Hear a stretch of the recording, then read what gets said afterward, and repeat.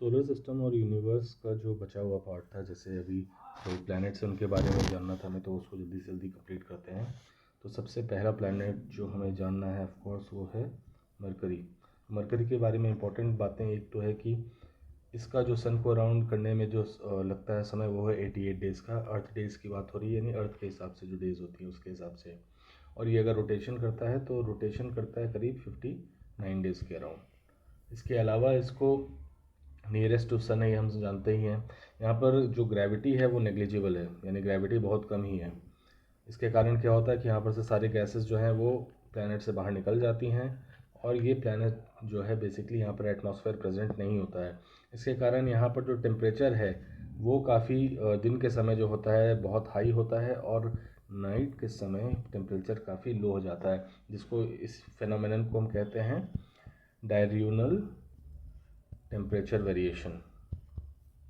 ठीक है।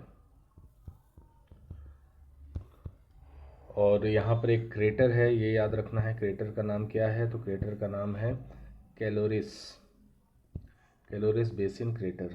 ठीक है। और इसके अलावा एक और बात जान लो इसमें कि ये वो प्लैनेट है जहाँ पर सैटेलाइट, जिसकी कोई सैटेलाइट नहीं है। एक और प्लैनेट है जिसकी कोई सैटेलाइट नहीं है, वो प्लैनेट कौन सा है? तो वो प्लैनेट है वीनस। तो नेक्स्ट अब हम जानेंगे वीनस के बारे में। वीनस को हम लोग जानते हैं, इसको मॉर्निंग स्टार भी कहते हैं, इसको इवनिंग स्टार भी कहते हैं। ठीक है, दोनों चीज़ कहा जाता है।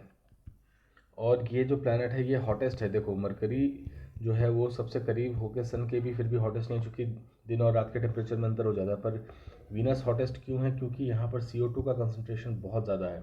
96% के अराउंड समझ लो CO2 का कंसनट्रेशन है। इस कारण से यहाँ पर ग्रीन हाउस इफेक्ट जो है वो मैक्सिमम होता है। ग्रीन हाउस मैक्सिमम होने के कारण यहाँ पर जो है टेम्परेचर बहुत ज़्यादा हो जाता है, और इसलिए इसको हम लोग व्हील्ड प्लैनेट भी कहते हैं। अर्थ से सबसे करीब है। ठीक है, अर्थ से करीब है, और इसको मॉर्निंग स्टार वगैरह या लाइटनिंग स्टार या शाइनिंग स्टार भी कहते हैं। ये सिमिलर टू अर्थ है। ठीक है, बहुत हद तक ये अर्थ के सिमिलर है, और इसका साइज़ भी जो है अर्थ के अराउंड ही बिल्कुल काफ़ी सिमिलर है। इसके कोई सैटेलाइट नहीं, जैसा मैंने बताया। और एक और ख़ास बात है वीनस का कि इसका जो रोटेशन और रिवोल्यूशन होता है वो रिवर्स डायरेक्शन में होता है। जैसे हमारा अर्थ जो है वो west to east move rotate करता है, लेकिन वीनस जो है वो ईस्ट टू वेस्ट रोटेट करता है। और ये सेम चीज़ वीनस का भी है, और इसके साथ साथ नेपच्यून का भी है, सॉरी यूरेनस का भी है। ठीक है, ये दोनों का जो है रोटेशन जो है वो ईस्ट टू वेस्ट रहता है, यानी उल्टा होता है। और हाईएस्ट प्लेस ऑन वीनस की अगर बात करें तो उस प्लेस का नाम है मैक्सवेल मॉन्टेज। ठीक है, मैक्सवेल मॉन्टेज जो है ये हाईएस्ट प्लेस ऑन वीनस है। इन फैक्ट्स को याद कर लो, 2-3 बार सुन लेना वीडियो को फटाफट से, तो सारी चीज़ें दिमाग में फिट हो जाएगी। क्योंकि मैंने जिस तरह से पढ़ा रहा हूँ मतलब, तो उसमें सवाल और जवाब के तौर पे पढ़ा रहा हूँ, ताकि तुम जब सुनो सवाल तो तुरंत तुम्हारे पास आंसर्स आ जाए। चलो अब नेक्स्ट बात करते हैं हमारी पृथ्वी की, हमारा प्यारी धरती माता। देखो धरती माता का जो डेंसिटी है, जो मैक्सिमम डेंसिटी है, वो है 5.5 ग्राम पर सेंटीमीटर क्यूब। ठीक है, ये है धरती का हमारा जो डेंसिटी। ये डेंसिटी इंपॉर्टेंट हो जाता है कंपैरिजन करने में दूसरे दूसरे ग्रहों से कि कितना आखिर उनकी डेंसिटी है। इनका इंक्लाइनेशन एक्सिस पे जो है, देखो ये अर्थ है तो ये है एक्सिस। ठीक है, तो एक्सिस पे जो इंक्लिनेशन है ये है हमारे अर्थ का कितना, ये है ये वाला पार्ट है 23.5, यानी 23 डिग्री। और जो ऑर्बिट है, ऑर्बिट पे जो इसका इंक्लिनेशन है वो है 66.5, यानी 66 डिग्री। ठीक है, अर्थ के बारे में ये दो इंपॉर्टेंट बातें याद हैं। अब अगली चीज़ देखो, ब्लू प्लैनेट कहते हैं हमें पता ही है, क्योंकि 70.8% वाटर है और बाकी 29.2% यहाँ पर लैंड है। तो ये मेजर चीज़ें हैं अर्थ के बारे में। एग्ज़ाम में पूछने वाला जो इम्पोर्टेंट सवाल है, जो बहुत फेवरेट सवाल है, एक तो कि स्फेरिकल होता है अर्थ, ये बात पहले किसने कही थी? तो एरिस्टोटल ने कही थी। ठीक है, इंडिया में तो हमने कही थी, मैं तो पता ही है हमेशा से, पर अंग्रेज़ों के हिसाब से एरिस्टोटल ने कही थी।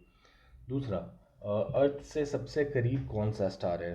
तो देखो ये थोड़ा सा ट्रिक क्वेश्चन हो जाता है, हम सीधे अल्फा सेंचुरी पे पहुंच जाते हैं। लेकिन पहले सबसे पहले तो अर्थ के करीब कोई है तो वो है हमारा सूर्य, सन। ठीक है, हाँ, पर अब सन के बाद सबसे ज़्यादा करीब कौन है? तो सन के बाद सबसे करीब अगर कोई आता है तो वो है अल्फा सेंचुरी। कितना करीब है? तो 4.35 लाइट ईयर्स, ठीक है, अल्फा। उसके अलावा अगला अल्फा सेंचुरी से थोड़ा सा और दूर, वो कौन सा है? वो है करीब 8.6 लाइट ईयर्स दूर, और इसका नाम है सीरियस, ठीक है। और उससे भी ज़्यादा दूर जो है, जो सबसे ज़्यादा दूर है, वो है करीब 434 लाइट ईयर्स दूर, और इसका नाम क्या है? इसका नाम है पोलैरिस, ठीक है। तो कन्फ्यूजन के लिए आपको इस तरीके से पूछ सकता है कि पोलैरिस ज़्यादा नज़दीक है, सीरियस सबसे दूर है, ऐसे करके कंफ्यूज कर सकता है। उसके अलावा एक और जो इम्पोर्टेंट सवाल है वो है कि अर्थ के क्रस्ट पे सबसे ज़्यादा क्या मिलता है, और यहाँ पर बहुत बच्चे कंफ्यूज हो जाते हैं। तो सबसे ज़्यादा, मैं क्रोनोलॉजी में लिख देता हूँ तो उसको समझ लो। सबसे ज़्यादा मिलता है ऑक्सीजन, इसको नॉर्मली O2 ही लिखते हैं, चलो। सबसे मिलता है O2, ऑक्सीजन। उसके बाद मिलता है सिलिकॉन, ठीक है। उससे उससे कम मिलता है एल्यूमिनियम, उससे कम फेरम यानी आयरन, कैल्शियम, सोडियम, पोटेशियम और मैग्नीशियम, ठीक है। ये है क्रोनोलॉजी। इसमें अगर तुम टॉप 5 भी याद कर लो तो oxygen, silicon, aluminium, ferrum, calcium. Ferrum तक भी काम चल जाएगा, क्योंकि जो है सवाल यहीं तक पूछा जाता है, कन्फ्यूजन यहीं पर होता है, क्योंकि बाकी तो हमें समझ में आ जाता है, ऑब्वियसली कम है। Okay, speed of earth around sun, यानी सन का चक्कर लगाते हुए अर्थ का स्पीड क्या होता है? तो जान लो 30 किलोमीटर पर सेकेंड, ठीक है, 30 किलोमीटर पर सेकेंड होता है speed. Equatorial circumference of earth, यानी ये जो सर्कम्फरेंस है अर्थ का इक्वेटर के अराउंड, वो कितना होता है? तो करीब करीब 40,000 किलोमीटर होता है, ठीक है, इक्वेटोरियल जो होता है। अच्छा, डे और नाइट क्यों होता है, इसका सबसे पहले पता किसने लगाया था कि अर्थ पे डे और नाइट की रोटेशन के कारण होता है? तो ये थे आर्यभट्ट। यहाँ पर अंग्रेज़ों का नाम नहीं है, आर्यभट्ट है, ठीक है, डे और नाइट के समय। एक और इंटरेस्टिंग बात जान लो कि जो डेजर्ट्स हैं हमारे पृथ्वी पे, वो डेजर्ट जो है आखिर कहाँ से कहाँ तक मिलते हैं? देखो 15 से 30 डिग्री लैटीट्यूड जहाँ जहाँ है वहाँ वहाँ डेजर्ट्स मिलते हैं। 15 से 30 डिग्री लैटीट्यूड में, चाहे इक्वेटर के ऊपर देख लो हमारे राजस्थान, सहारा डेजर्ट सब कुछ, या फिर नीचे देख लो जो ऑस्ट्रेलिया वगैरह का एरिया, वहाँ भी बहुत डेजर्ट्स हैं। तो 15 से 30 डिग्री वाला जो डिस्टेंस है वहाँ पर तुम्हें मिलेंगे ढेर सारे डेजर्ट्स। वर्ल्ड अर्थ डे कब मनाया जाता है? ये पुराना सवाल है पर कभी भी पूछ सकता है। वर्ल्ड अर्थ डे मनाया जाता है 22 अप्रैल को, ठीक है, वर्ल्ड अर्थ डे 22 अप्रैल को।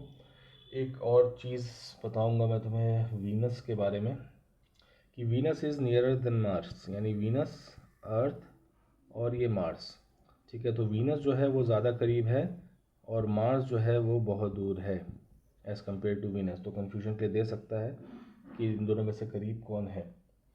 और वीनस पे जाने वाला जो मिशन था उसका नाम क्या था? उसका नाम था मैगेलन, ठीक है, मैगेलन मिशन था जो वीनस को स्टडी करने के लिए भेजा गया था। और वीनस के बारे में एक और चीज़ जान लो कि जो एल्बिडो होता है वीनस का एल्बिडो जो होता है वो सबसे ज़्यादा होता है। पर एल्बिडो क्या होता है? तो एल्बिडो वो होता है जो ब्राइटनेस ऑफ अ प्लैनेट हुआ, ठीक है, उसको एल्बिडो कहते हैं। तो ये प्लैनेट कितना कोई चमकता है, वो सबसे ज़्यादा वीनस चमकता है, 0.75 इसका एल्बिडो कहा जाता है। ओके, सन से अर्थ की दूरी कितना है? तो ये है 149.6, ठीक है, मिलियन किलोमीटर्स, किलोमीटर नहीं, मिलियन किलोमीटर्स, 150 होते होते रह गया, 149.6 मिलियन किलोमीटर होता है, ठीक है। अच्छा, अर्थ जो है वो सन से कितने करीब कब होती है और दूर कब होती है? तो ये थोड़ा सा हैरानी होगा जानकर कि सबसे नियर जब अर्थ होता है सन के, वो डेट क्या है? तो वो डेट है 3 जनवरी। और फार वाला जब हम देखते हैं तो फार सबसे ज़्यादा कब होता है? तो वो होता है 4 जुलाई, ठीक है, 3 जन और 4 जुलाई। जो सन है और अर्थ की दूरी जो होती है वो सबसे ज़्यादा कम और ज़्यादा होती है। कितने अर्थ बराबर एक सन होता है? यानी अगर 109 अर्थ एक साथ खड़े हो जाएं तब बराबर हो जाएगा एक सन के साइज़ का, 109 अर्थ इक्वल टू सन। चलो अब बढ़ेंगे आगे और देखेंगे अगले हमारे कंटेंडर को, जिसका नाम है मार्स। मार्स को कहते हैं हम लोग रेड प्लैनेट भी कहते हैं, जानते ही हैं सब कोई। रेड प्लैनेट क्यों कहते हैं? क्योंकि यहाँ पर मिलता है आयरन ऑक्साइड। आयरन ऑक्साइड के मिलने के कारण रेड प्लैनेट कहते हैं इसको। आयरन क्यों मिलता है यहाँ पर? क्योंकि because of volcanic eruptions oxide जो मिलता है, जिसके कारण हमें पता चलता है कि हाँ भाई यहाँ पर कभी पानी रहा होगा। सबसे ज़्यादा वोल्केनोज जो हैं वो मार्स पे ही हैं, ठीक है। मार्स पे सबसे ज़्यादा वोल्केनो है पूरे सोलर सिस्टम में। और जो सबसे बड़ा वोल्केनो है उसका नाम है NICXS, निक्स ओलंपस, ठीक है। निक्स ओलंपस जो है ये सबसे बड़ा, सबसे बिगेस्ट वोल्केनो है। देखो इसके दो चांद होते हैं, एक होता है डिमोस और एक होता है फोबोस, ठीक है। तो डीमोस फोबोस जो बेसिकली हैं, ये दोनों पूरे सौरमंडल के सबसे छोटे मून्स भी हैं। डीमोस जो है वो सबसे छोटा है, स्मॉलेस्ट है डीमोस, और फीबस डीमोस से थोड़ा छोटा है, ठीक है। तो सब थोड़ा बड़ा है मतलब। तो सबसे छोटा अगर पूछा जाए सौरमंडल का कौन सा मून है, तो मार्स का है। क्या नाम है उसका? तो उसका नाम है डीमोस। ये इसको डिमोशन हो गया था, इसलिए बेचारा ये सबसे छोटा रह गया। नेक्स्ट आता है जुपिटर, सबसे बड़ा प्लैनेट हमारा जुपिटर। तो जुपिटर की खास बातें क्या है? तो देखो ये तो है गैशियस प्लैनेट, ठीक है। गैशियस प्लैनेट है तो इसमें कौन सा गैस सबसे ज़्यादा है? तो सबसे ज़्यादा है हीलियम और उसके बाद है मीथेन, ठीक है। हीलियम और मीथेन सबसे ज़्यादा है, जिसके कारण इसका रंग भी थोड़ा सा आउटर होता है। लेकिन हीलियम मीथेन के अलावा और भी गैसेस मिल जाती हैं यहाँ पर, जैसे हाइड्रोजन भी मिल जाता है, आर्गन भी मिल जाता है। बट इंपॉर्टेंट तुम्हें ये याद रखना है, हीलियम और methane is the most found gases on Jupiter, ठीक है। ये लार्जेस्ट प्लैनेट है, इसलिए इसका ग्रेविटी भी सबसे ज़्यादा है। ग्रेविटी सबसे ज़्यादा होने के कारण यहाँ पर बहुत सारे एस्ट्रॉयड के फॉलिंग होती है, ढेर सारे एस्ट्रॉयड गिरते हैं और कोई भी एस्ट्रॉयड को रोक नहीं पाता है, जिसके कारण होता है क्या? ह्यूज नंबर ऑफ क्रेटर्स बनते हैं, ठीक है। ढेर सारे क्रेटर हैं कहाँ? तो वो है जुपिटर पे। उसके अलावा इसका अगर देखा जाए टाइम टू रिवॉल्व सन के अराउंड ये चक्कर काटने में कितना समय लगाता है? तो अर्थ के हिसाब से 11.86 ईयर्स लगाता है, ठीक है। 11.86 ईयर्स में ये घूमता है।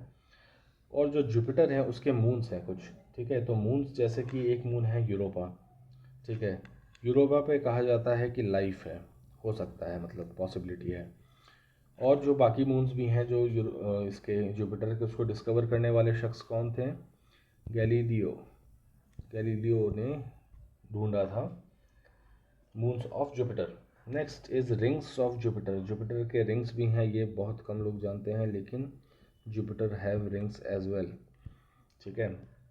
और ये डिस्कवर कब हुआ था? ये डिस्कवर तब हुआ था जब वोएजर 1 मिशन जब भेजा था नासा, तब जा कर के पता चला था कि इसके रिंग्स हैं। और ये रिंग्स जो बने हैं वो क्या चीज़ के बने हैं?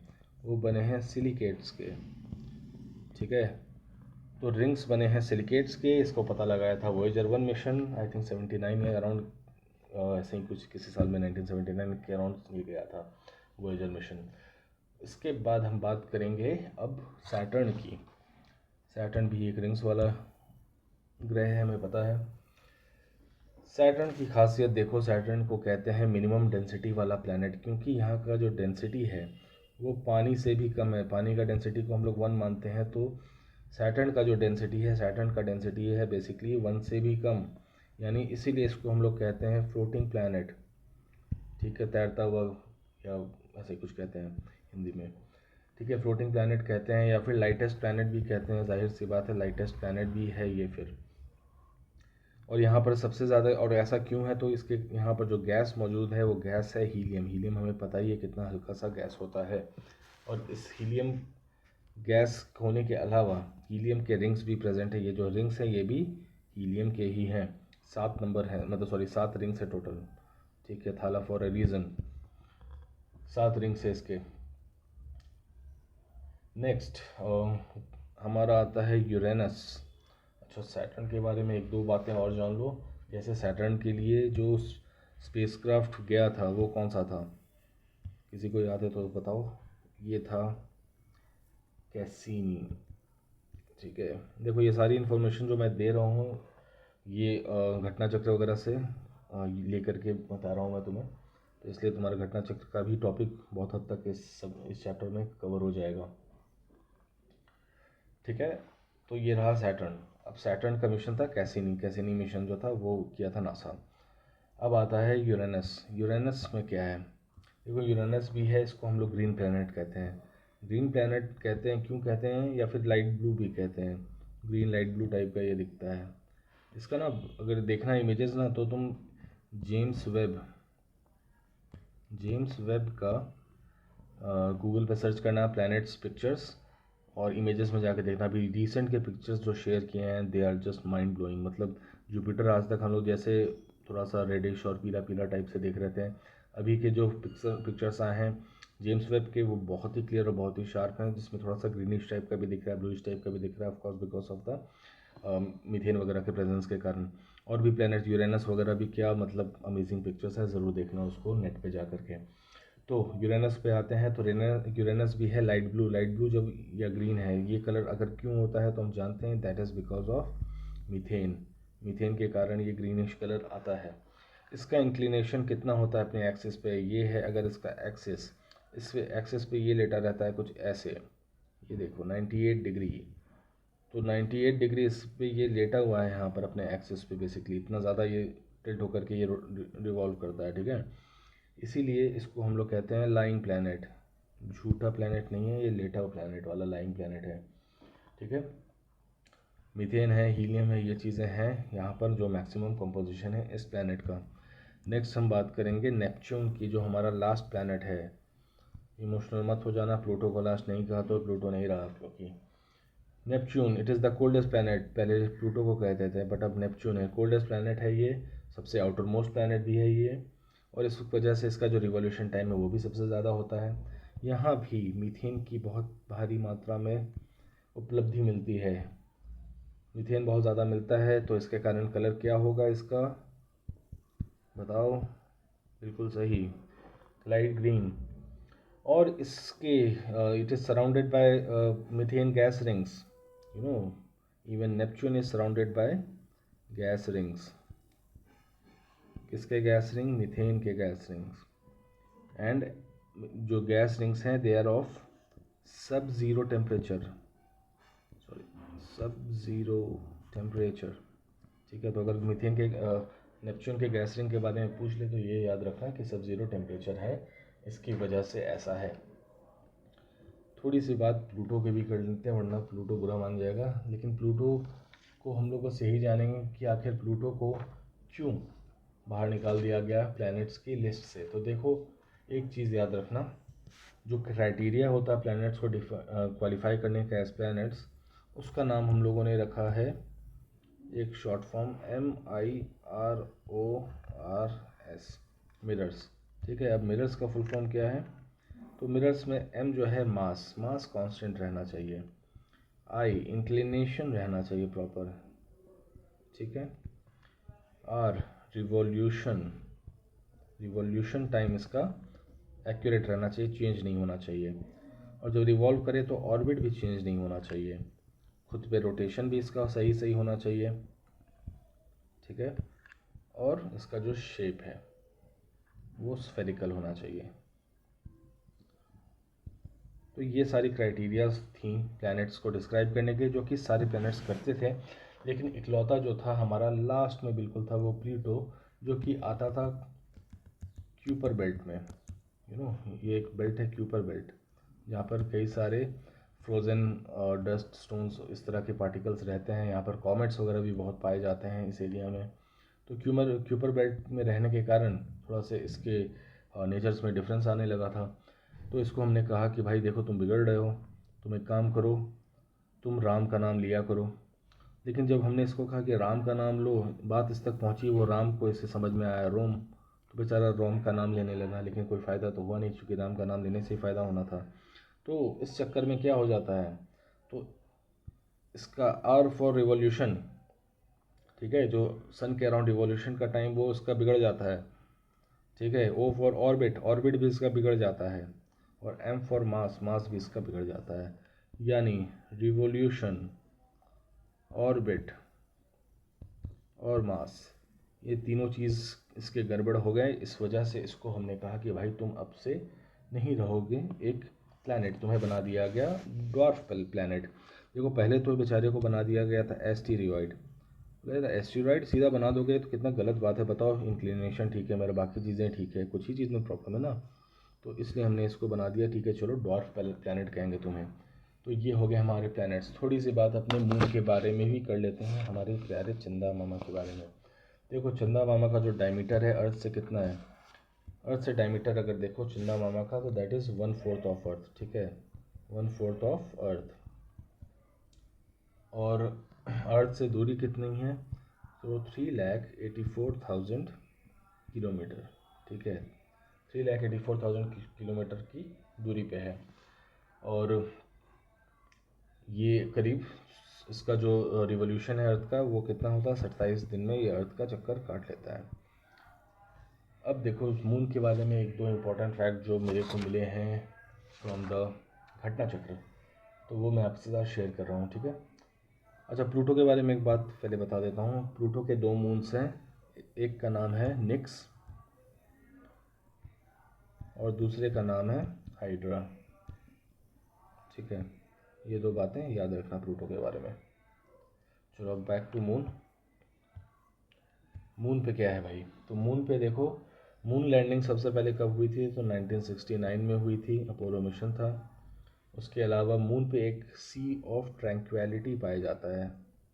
ठीक है तो कहीं पूछ दे सी ऑफ ट्रैंक्विलिटी कहाँ मिलता है, तो ऐसा नहीं कि तुम लिख दो कि कहीं अर्थ पे मिलता है। ठीक है सी of tranquillity TRAN।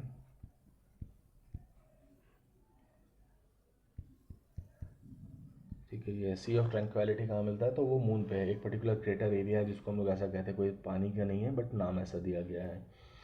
Lunar Eclipse कब होता है, फुल मून में होता है या नो मून में होता है, तो लूनर इक्लिप्स जो होता है वो होता है फुल मून में, यानी जब पूर्णिमा की रात होती है। और सोलर इक्लिप्स कब होता है,